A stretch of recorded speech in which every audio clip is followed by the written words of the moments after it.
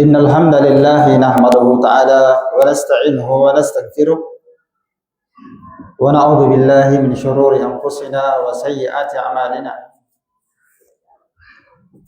من يهده الله فلا مضل له ومن يضلل فلا هادي له أشهد أن لا إله إلا الله وحده لا شريك له وأشهد أن محمدا عبده ورسوله يقول الله جل وعلا يا أيها الذين آمنوا اتقوا الله حق تقاته ولا تموتن إلا وأنتم مسلمون وقوله تعالى يا أيها الناس اتقوا ربكم الذي خلقكم من نفس واحدة وخلق منها زوجها وبث منهما رجالا كثيرا ونساء واتقوا الله الذي تساءلون به والأرحام إن الله كان عليكم رقيبا وقال تعالى يا أيها الذين آمنوا اتقوا الله وقولوا قولا سديدا يصلح لكم أعمالكم ويغفر لكم ذنوبكم ومن يطع الله ورسوله فقد فاز فوزا عظيما أما بعد فإن أصدق الحديث كتاب الله وخير الهدي هدي محمد صلى الله عليه وسلم وشر الأمور محدثاتها فإن كل محدثة بدعة وكل بدعة ضلالة وكل ضلالة وأهلها في النار.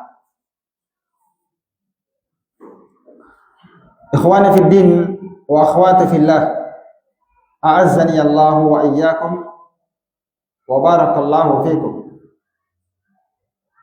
Alhamdulillah, pada kesempatan yang mubarak ini kita kembali melanjutkan kajian kita di malam hari ini dengan materi kisah tentang pengorbanan para as-salaf. Tentunya walhamdulillah Allah Ta'ala memperkenalkan kepada kita agama Islam tentunya dengan melalui sebab, yaitu Rasulullah Sallallahu Alaihi Wasallam dan para sahabat,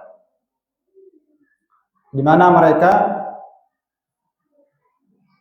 terpencar di penjuru dunia menyebarkan Islam, menyebarkan ilmu agama. Karena itu para ulama menyebutkan bahwasannya Islam tidaklah tegak kecuali dengan dua hal, dengan ilmu agama dan jihad fi sabilillah. Maka dengan ilmu agama ini hiduplah Islam dan hiduplah kaum muslimin. Tanpa ilmu agama, kita tidak akan mengenal apa namanya Islam. Oleh karena itu, di sini kita akan sebutkan beberapa kisah yang Allah Ta'ala mudahkan kepada kita.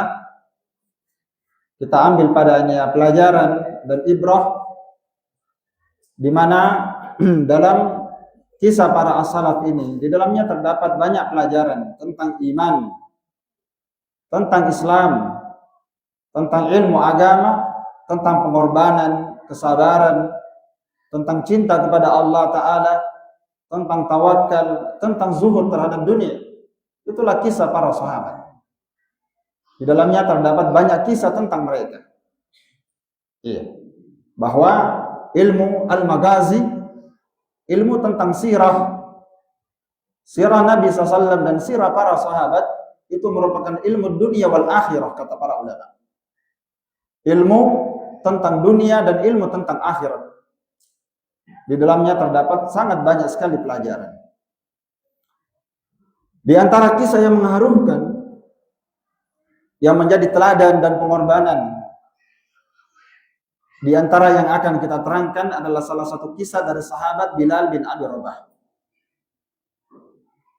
Di mana Bilal bin Abi Rabah termasuk di antara sahabat yang paling pertama masuk Islam di kalangan budak.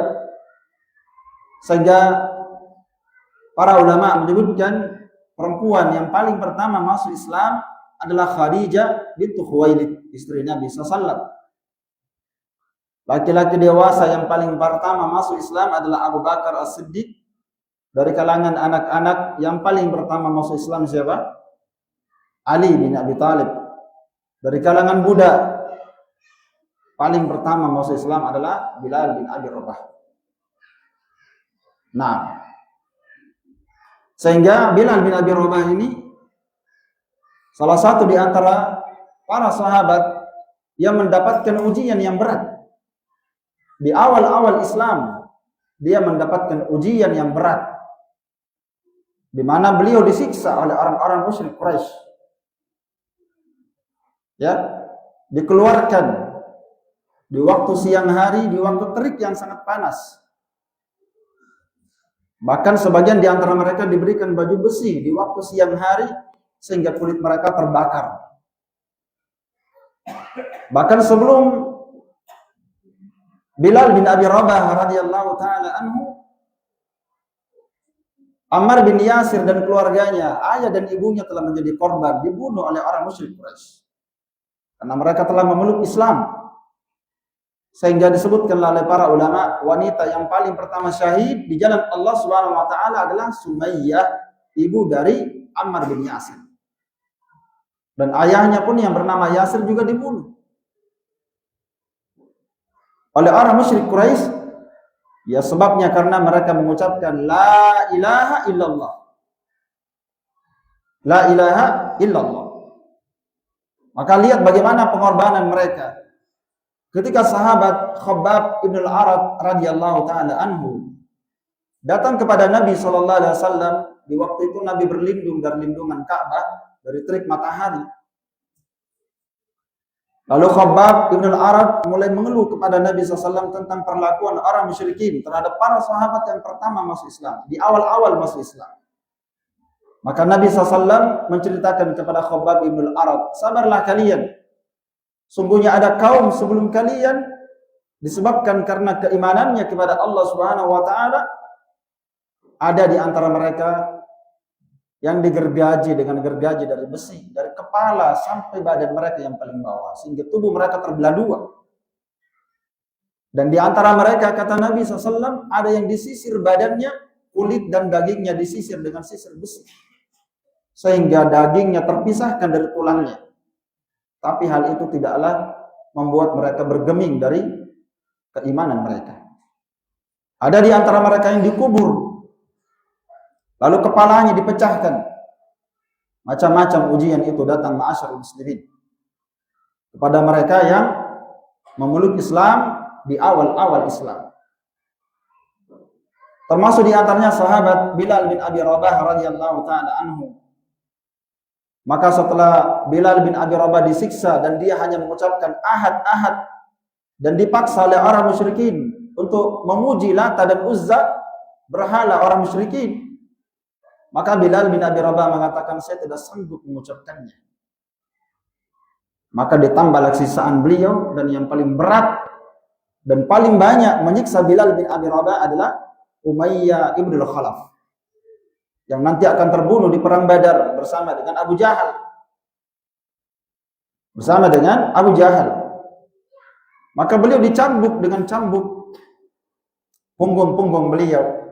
Sampai suatu hari Bilal diarak, leher beliau diikat dan ditarik oleh manusia keliling Mekah sambil disiksa. Maka suatu hari Abu Bakar As-Siddiq melewati Bilal bin Abi Rabah yang sedang disiksa. Maka Abu Bakar As-Siddiq dari kemuliaan dan pengorbanan beliau membeli dan membebaskan Bilal bin Abi Rabah. Maka pemiliknya tidak menjualnya dengan harga yang murah, tapi dia naikkan harganya dengan harga yang sangat mahal. Dengan 10 auqiyah, harta yang sangat mahal pada waktu itu. Maka Abu Bakar As-Siddiq membeli Bilal bin Abi Rabah, sehingga dia berkata, kalau antum seandainya menawar, wahai Abu Bakar As-Siddiq, walaupun dengan 1 auqiyah saya akan menjualnya. Maka Abu Bakar As-Siddiq berkata, walaupun antum menjualnya sampai 100, Auqiyah, kamu naikkan harganya, tetap saya akan membeli. Karena penyiksaan yang terjadi pada Bilal bin Abi Rabah radhiyallahu taala anhu. Maka setelah Abu Bakar As-Siddiq membeli Bilal bin Abi Rabah, maka dia langsung membebaskannya. Subhanallah. Dengan keislamannya beliau membebaskannya. Maka berita itu sampai kepada Nabi SAW, dan Nabi SAW berkata, biar saya berserikat dengan antum ya Abu Bakar untuk membebaskan Bilal. Maka Nabi SAW diberitahu oleh Abu Bakar bahwa saya telah membebaskannya ya Rasulullah. Maka dari kemuliaan Abu Bakar As-Siddiq, sejumlah para sahabat yang mulia dari sahabat Muhajirin berada di awal Islam. Di antaranya Utsman bin Affan masuk Islam dengan kedua tangan Abu Bakar As-Siddiq. Talha bin Ubaidillah dan beberapa orang sahabat masuk Islam dengan melalui sebab Abu Bakar As-Siddiq yang mengajak mereka untuk memeluk Islam. Bukankah ini adalah dakwah yang luar biasa, ma'asyarul muslimin? Yang dimana hendaklah kita bersemangat menyebarkan dakwah ilallah. Seorang yang telah memeluk Islam dengan sebab kedua tangan kita akan mendapatkan pahala Islamnya. Bahkan seluruh pahala ketaatannya, salatnya, puasanya, sedekahnya, dan seluruh amalan-amalan solehnya. Luar biasa Abu Bakar As-Siddiq radhiyallahu taala anhu. Maka di akhir kisah tentang Bilal bin Abi Rabah radhiyallahu taala anhu, setelah Nabi sallallahu alaihi wasallam meninggal, di mana Bilal bin Abi Rabah ditunjuk oleh Nabi sallallahu alaihi wasallam sebagai muadzin, tukang azannya Rasulullah sallallahu alaihi wasallam. Setelah Nabi sallallahu alaihi wasallam meninggal, di hari meninggalnya Nabi sallallahu alaihi wasallam, maka Bilal mengumandangkan azan.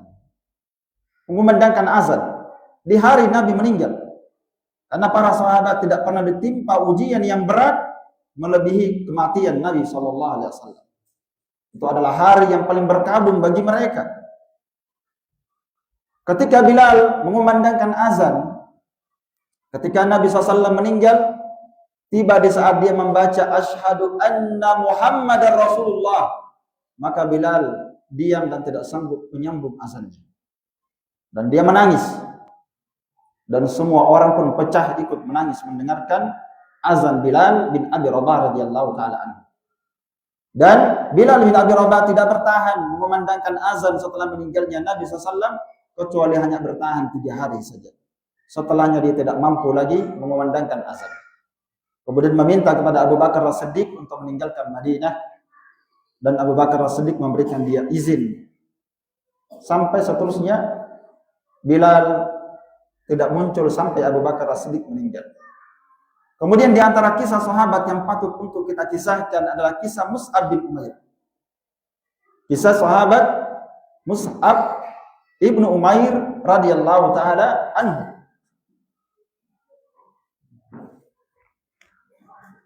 Di mana beliau ini adalah seorang sahabat yang mulia, termasuk di antara orang-orang yang kaya di Mekah. Termasuk orang yang kaya di Mekah. Dan ketika tiba waktu berhijrah, Nabi SAW meninggalkan kota Mekah, maka termasuk Mus'ab bin Umair juga pergi berhijrah. Salah satu sahabat yang menjadi duta Nabi Muhammad SAW sebelum berhijrah ke Madinah, orang yang paling pertama diutus oleh Nabi SAW untuk berdakwah di Madinah. Untuk berdakwah di Madinah, sehingga muncullah sahabat-sahabat Ansar yang mengenal Islam. Orang yang paling pertama diutus adalah Mus'ab bin Umair. Termasuk duta Nabi SAW yang pertama. Seorang berilmu, seorang yang tampan, dan seorang yang hidup mewah dengan segala fasilitas di Makkah. Tapi dia rela meninggalkan hartanya karena memeluk Islam. Maka mulailah Mus'ab bin Umair diutus oleh Nabi SAW ke Madinah, dan di sana dia berdakwah, sehingga muncullah yang dikenal dengan sahabat-sahabat Ansar, penolong agama Allah Subhanahu wa taala.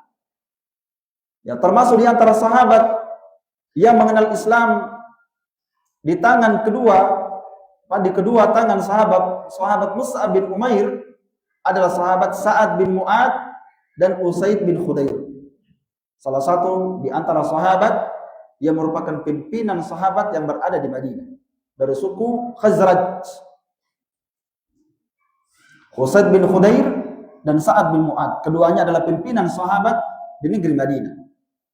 Dia adalah orang-orang yang menjadi petinggi di sukunya. Maka suatu hari Musa bin Umair berdakwah mengajak kepada Islam, didengarlah Usaid bin Khudair bahwasannya ada orang di sana mengajak kepada agama baru. Maka datanglah Usaid bin Khudair, kemudian mendekati Musa bin Umair radhiyallahu taala anhuma, kemudian berkata, apa yang antum bawa ini? Apakah kalian ingin mengeluarkan manusia dari agama mereka? Maka Musa bin Umair berkata, wahai saudaraku, duduklah mendengar. Jika antum senang mendengarkan apa yang aku bawa, maka walhamdulillah. Jika antum tidak senang, maka saya akan tinggalkan. Seperti inilah cara dia berdakwah. Maka mulailah Usaid bin Khudair duduk mendengarkan bacaan Al-Quran Mus'ab bin Umair.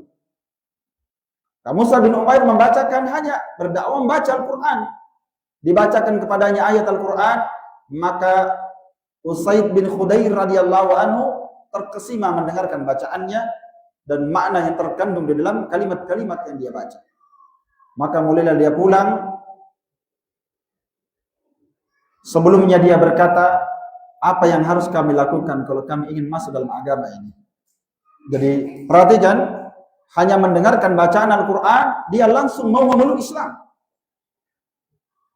Maka Musa bin Umar berkata, pergilah engkau mandi dan ucapkanlah 2 kalimat syahadat, asyhadu an la ilaha illallah.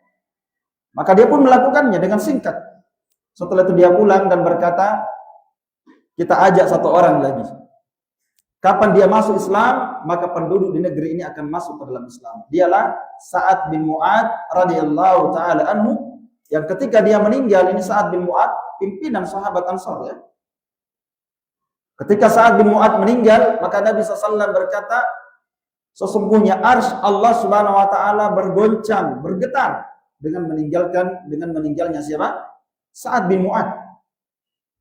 Meninggalnya Sa'ad bin Mu'ad adalah satu musibah yang besar bagi kaum muslimin. Dia adalah sahabat yang mulia radhiyallahu taala anhum ajma'in.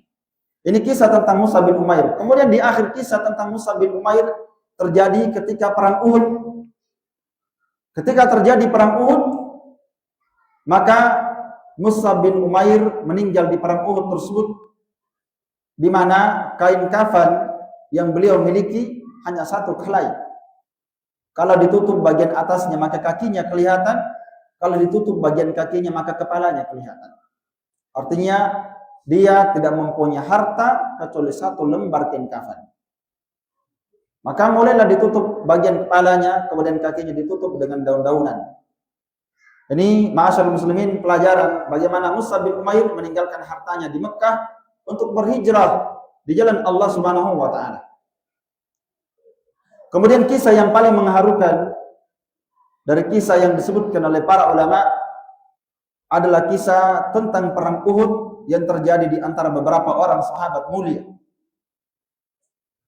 Kisah yang paling mengharukan, kisah yang paling menyedihkan, di mana ketika terjadi perang Badar, Nabi SAW dan kaum muslimin banyak membunuh pimpinan-pimpinan orang musyrik Quraisy. Jadi ini perang Uhud adalah perang yang kedua sebagai bentuk balasan dari perang Badar. Terjadi pada tahun 2 Hijriah. Banyak di antara kaum musyrikin yang meninggal di perang Badar. Maka setelahnya Abu Sufyan yang pada waktu itu masih menjadi musyrik radhiyallahu taala anhu, dia pun mengumpulkan pasukan untuk menuntut balas dari perang Badar. Maka dia mengumpulkan pasukan kaum musyrikin sebanyak 3.000 orang dan mampu mengumpulkan 50.000 dinar sebagai perlengkapan persenjataan dan bahan makanan untuk orang-orang yang berjihad di antara mereka.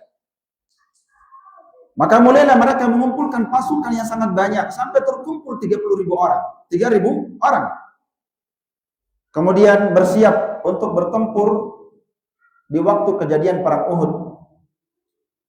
Maka Nabi SAW pun mendengarkan berita tersebut dan mempersiapkan pasukan para sahabat radhiyallahu taala anhum ajma'in. Kemudian Nabi SAW menyimpan sekitar 70 orang berada di atas bukit Uhud.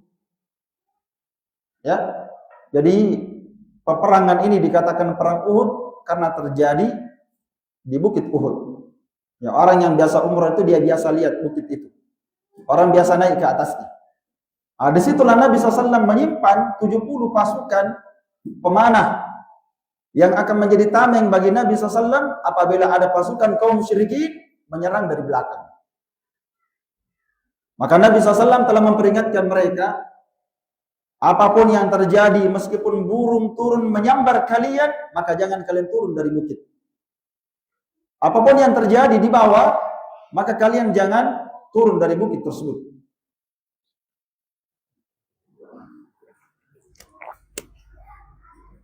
Dan yang diangkat menjadi pimpinan pasukan pemanah di atas bukit tersebut adalah Abdullah bin Jubair radhiyallahu taala anhu.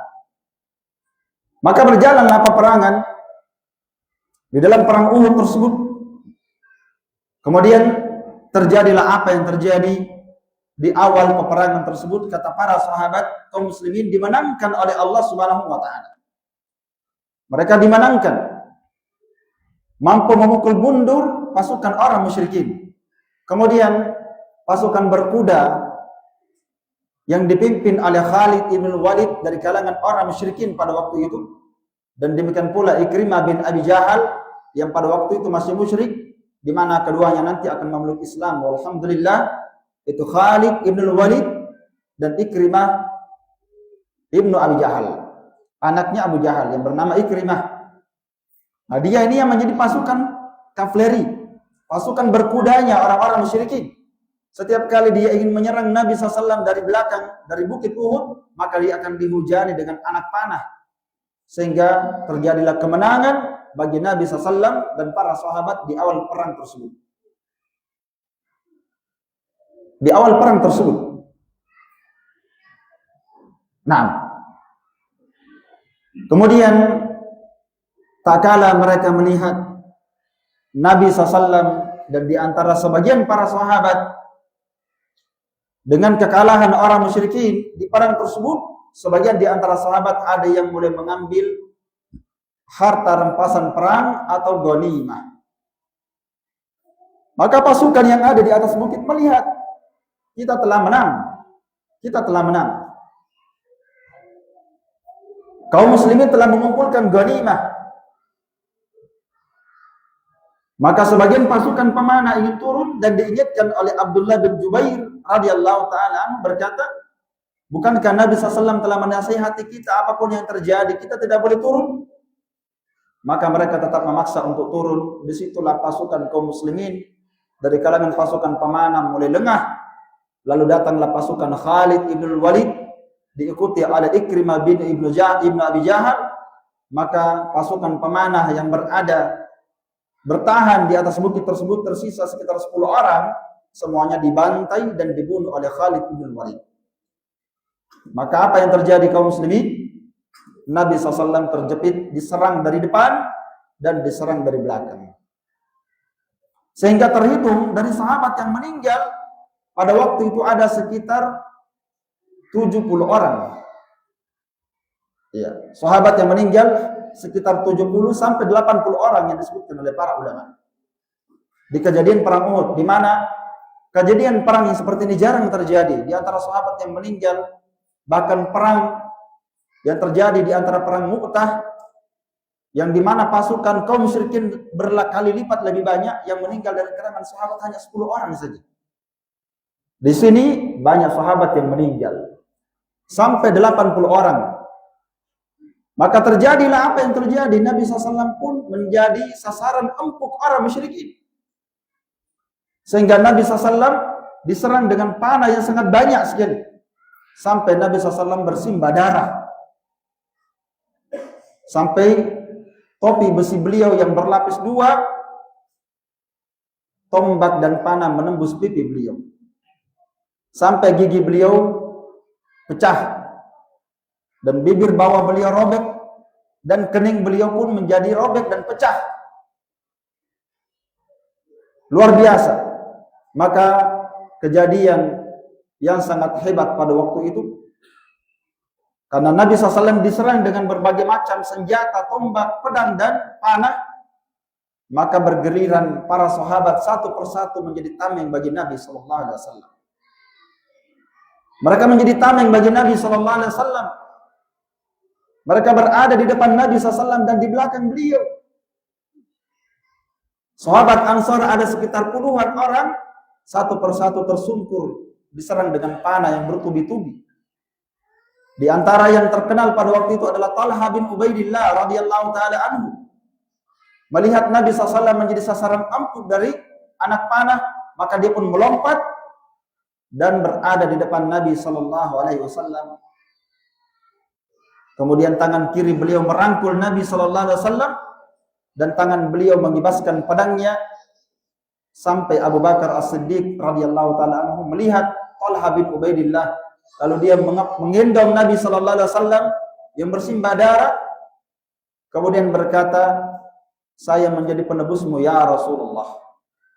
Beliau bersimbah darah dan hampir meninggal.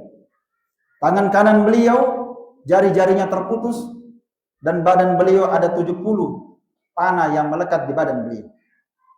70 panah. Walaupun dia tidak meninggal. Maka Nabi SAW bersabda, siapa yang ingin melihat orang yang mati syahid, orang yang syahid namun dia masih hidup di dunia ini, lihatlah kepada Talha bin Ubaidillah radhiyallahu taala anhu. Dan tidak kalah pula sahabat Abu Dujana radhiyallahu taala anhu. Dia menjadi tameng bagi Nabi SAW yang berada di belakang beliau. Sampai hujanan panah diarahkan kepada Nabi SAW, maka menjadi orang yang menjadi tameng Nabi SAW di belakang adalah sahabat Abu Dujana, sehingga tubuh beliau bagian belakang dipenuhi anak panah. Bagian depannya adalah Talha bin Ubaidillah dan beberapa orang sahabat Ansar yang semuanya sudah pada meninggal dan tersungkur. Ini adalah pelajaran bagaimana pengorbanan para as-salaf terhadap agama Allah Subhanahu wa taala. Bagaimana mereka mengorbankan anfusahum wa amwalahum, dengan harta mereka dan jiwa mereka menjadi tebusannya. Luar biasa pengorbanan mereka terhadap Islam dan agama Allah Subhanahu wa taala. Maka di mana pengorbanan kita ma'asyarul muslimin? Apa pengorbanan kita terhadap agama Allah Subhanahu wa taala? Maka para ulama mengatakan bahwasanya seorang yang ingin masuk ke dalam surga tanpa berkorban dengan jasa-jasanya, dengan hartanya, maka dia telah berdusta di jalan Allah Subhanahu wa taala. Maka para sahabat, sebagaimana perintah Allah Subhanahu wa taala, mereka telah menginfakkan badan-badan mereka dan harta-harta mereka di jalan Allah Subhanahu wa taala untuk mendapatkan syahid, untuk mendapatkan kemuliaan. Baik. Demikian pula dari pengorbanan para sahabat di dalam perang Mu'tah. Pengorbanan para sahabat di dalam perang Mu'tah, yaitu perang yang terjadi pada tahun 8 Hijriah. Perang yang terjadi pada tahun 8 Hijriah. Di mana pada waktu itu awal mula terjadinya perang Mu'tah ini, Nabi SAW mengutus seorang sahabat untuk menjadi utusan bertemu dengan Raja Basrah. Maka di pertengahan jalan beliau pun dicegat, ditangkap, kemudian dia dibunuh. Dicegat, ditangkap, kemudian dia dibunuh. Maka itu membangkitkan kemarahan Nabi SAW, sehingga Nabi SAW mengumpulkan para sahabat pada waktu itu sekitar 3.000 orang untuk berangkat menuju pada tempat yang bernama Mu'tah, sehingga terjadilah perang yang dikenal dengan perang Mu'tah. Baik.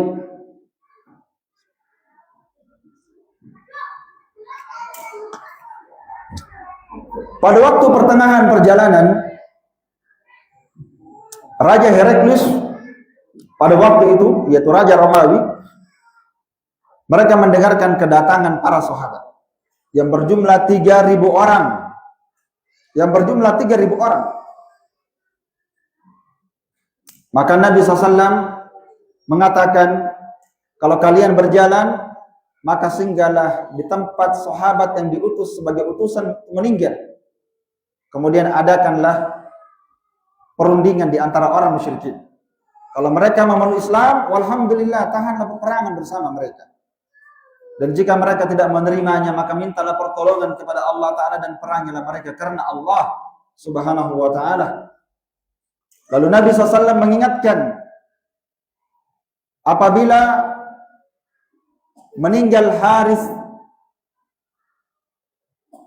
radhiyallahu ta'ala anhu, itu sahabat Zaid bin Harisah yang diangkat menjadi pimpinan perang pada waktu itu. Apabila dia meninggal, maka dia akan digantikan oleh Ja'far bin Abdul Muttalib. Apabila Ja'far bin Abdul Muttalib meninggal, maka dia akan digantikan oleh Abdullah bin Rawaha. Digantikan oleh Abdullah ibnu Rawaha radhiyallahu ta'ala anhum ajma'in. Maka terjadilah apa yang terjadi ketika Raja Heraklius mendengarkan pasukan sahabat datang kepada negara mereka yang berjumlah 3.000 orang, maka pasukan Romawi mengumpulkan 100.000 pasukan, kemudian mencari bala bantuan dari berbagai macam negara, bantuan seperti yang disebutkan, bantuan dari Laham, Juzam, Balkin, Mahra, Wabil, dan ini sehingga totalnya terkumpul menjadi 200.000 orang. Jadi pasukan tambahannya berjumlah 200.000 orang. Jadi terkumpullah 200.000 melawan berapa? 3.000 pasukan. Coba kita bandingkan ya. 200.000 dilawan 3.000. Maka para sahabat pun mendengarkan berita ini bahwa pasukan orang-orang Romawi telah mengumpulkan pasukan yang sangat banyak. Maka mulailah para sahabat bermusyawarah di tempat yang bernama Ma'an. Mereka berkumpul di sana, kemudian membuat kemah-kemah, lalu mereka bermusyawarah. Di antara mereka ada yang berkata, tidakkah kita mengirim surat kepada Nabi SAW untuk meminta bantuan? Ya, untuk meminta bantuan. Boleh jadi kita akan diberikan tambahan bantuan, ya, atau kita diperintahkan tetap berada di sini, atau kita menunggu, atau kita melanjutkan peperangan. Maka mendengarkan hal tersebut, Abdullah bin Rawaha radhiyallahu ta'ala di tengah perbincangan yang menggelisahkan para sahabat, maka Abdullah bin Rawaha radhiyallahu ta'ala pun berkata kepada mereka, wahai para mujahidin, ya, bukankah yang kalian takutkan adalah sesuatu yang kalian rindukan berada di jalan Allah Subhanahu wa Ta'ala saat ini? Bukankah yang kalian takutkan justru itulah yang kalian inginkan, yaitu mati syahid? Apa tujuan kita datang ke sini? Bukankah tujuan kita datang ke sini untuk mati syahid? Maka itu pun membakar semangat para sahabat, sehingga mereka melanjutkan pertempuran, sehingga terjadilah pasukan mereka pun bertemu di tempat yang bernama Mu'tah. Di tempat yang bernama Mu'tah. Maka pasukan kaum muslimin berjumlah 3.000 orang menghadapi gempuran yang sangat dahsyat 200.000 pasukan tentara Romawi. Maka pertempuran pun menjadi berat. Zaid ibn Harisah maju ke depan membawa bendera pasukan kaum muslimin. Akhirnya beliau pun gugur dan meninggal. Kemudian bendera itu pun diambil oleh Ja'far bin Abdul Muttalib radhiyallahu ta'ala anhu. Tiba-tiba tangan kanan beliau pun ditebas dengan pedang, maka bendera itu jatuh diambil dengan tangan kirinya. Lalu dia melanjutkan peperangan. Kemudian tangan kirinya pun ditebas sampai dia mengambil bendera itu dengan kedua lengannya. Dia peluk bendera itu dan dia tetap melanjutkan peperangan sampai dia meninggal, sehingga para sahabat menyebutkan ada sekitar 90 tusukan panah, tombak, dan tebasan pedang di badan beliau. Coba kita lihat ma'asyar muslimin. Sahabat ada yang melekat di badannya 70 panah. Ada yang terluka 90 tusukan. Baru mereka meninggal. Kalau kita kira-kira berapa luka yang kita dapatkan baru kita meninggal. Ya. Para sahabat, mereka ketika mendapatkan tusukan, mereka mendapatkan hujaman panah, mereka tidak tumbang, tidak. Mereka dengan semangat imannya, mereka tetap maju ke depan. Sampai mereka tidak sanggup. Sehingga kadang terjadi 70 tusukan, 80 tusukan, kadang terjadi 90 luka akibat tebasan pedang, luka panah, dan tombak. Seperti yang dialami oleh Ja'far bin Abdul Muttalib. Ya, sehingga Ja'far bin Abdul Muttalib dengan kedua tangannya yang ditebas, disebutkan oleh Nabi SAW, bahwasanya kedua tangan beliau digantikan dengan sayap di dalam surga oleh Allah Subhanahu wa taala. Barulah beliau meninggal. Sehingga meninggalnya Ja'far bin Abdul Muttalib, setiap kali sahabat Abdullah bin Umar berjumpa dengan anaknya Ja'far bin Abdul Muttalib, berkata, "Salam untukmu wahai putra pemilik dua sayap." Iya. Setelah Ja'far bin Abdul Muttalib meninggal, digantikan oleh Abdullah bin Rawaha, dan beliau juga meninggal. Kemudian bendera itu pun diambil oleh Thabit bin Arqam radhiyallahu taala anhu dan berteriak, "Wahai kaum muslimin, bersepakatlah kalian siapa yang akan diangkat menjadi pemimpin." Maka orang berkata, "Antum yang memimpin." Tapi beliau pun enggan dan rendah hati tidak menerima pimpinan tersebut. Maka akhirnya apa? Para prajurit memilih Khalid ibn Walid. Disitulah awal mula kiprah Khalid ibn Walid menjadi pimpinan pasukan perang. Semenjak itu Khalid ibn Walid diberikan kemenangan oleh Allah Subhanahu wa taala dalam perang Mu'tah ini. Sampai peperangan yang terjadi terus setelah Nabi meninggal di zaman Abu Bakar As-Siddiq, Khalid ibn Walid menjadi pimpinan perang.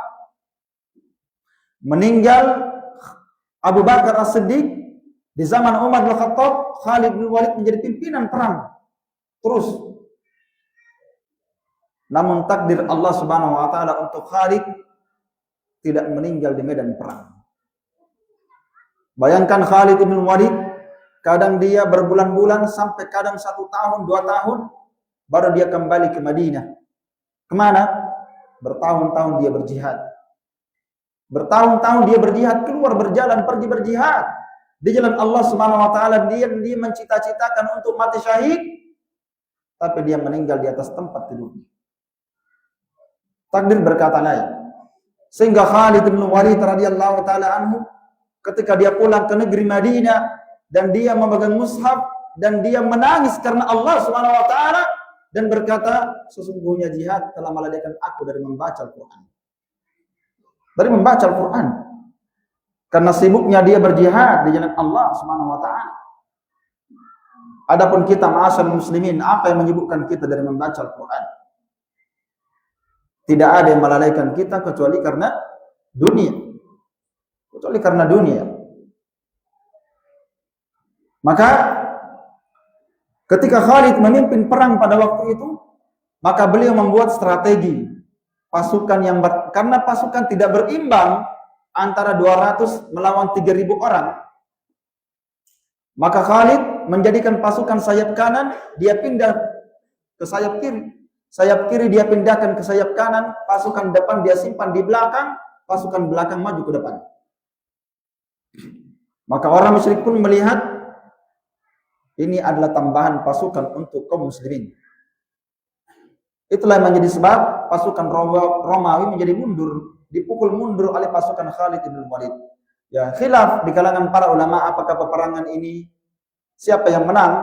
Sebagian para ulama mengatakan kaum muslimin yang menang, ada yang mengatakan berimbang antara muslim dan orang kafir pada waktu itu. Ala kulli hal, apa yang terjadi?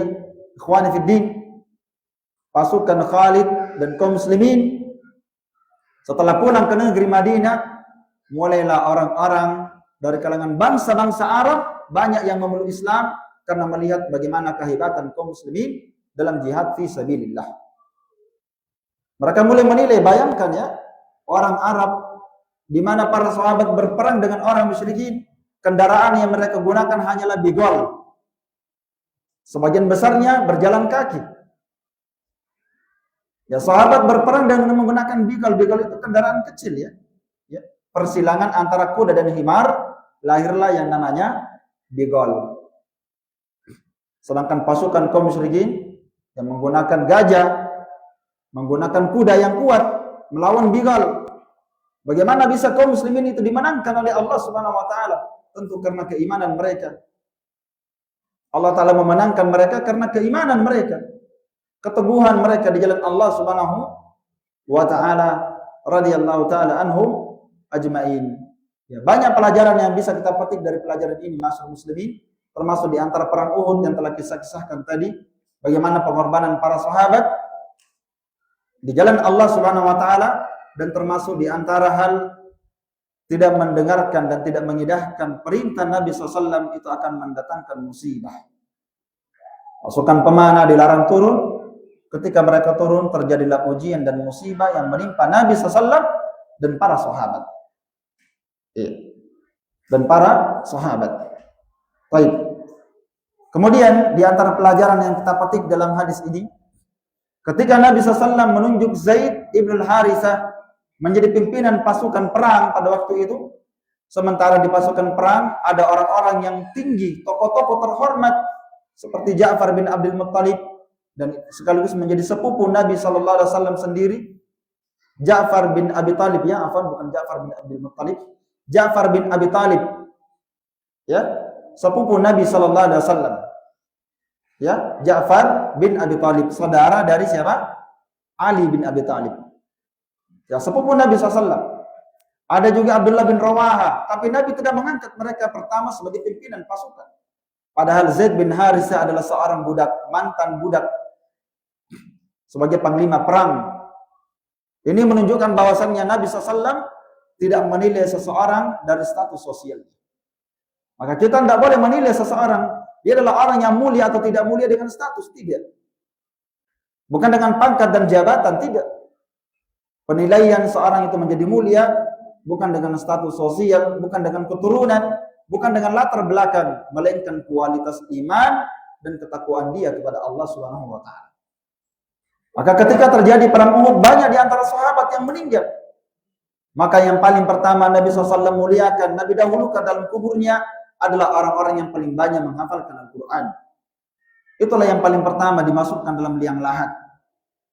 Ada yang dikuburkan bersama 2 orang, ada yang dikuburkan bersama 3 orang. Karena kain kafan tidak cukup untuk mereka. Ini adalah pelajaran, ya, terkait tentang para sahabat. Baik, saya kira ini cukup, ikhwan. Wallahu ta'ala a'lam bis-shawab. Naktafi bihadzal qadar. Subhanakallahumma wa bihamdik asyhadu an la ilaha illa anta astaghfiruka wa atubu ilaik. Walhamdulillahi rabbil alamin. Wassalamualaikum warahmatullahi wabarakatuh.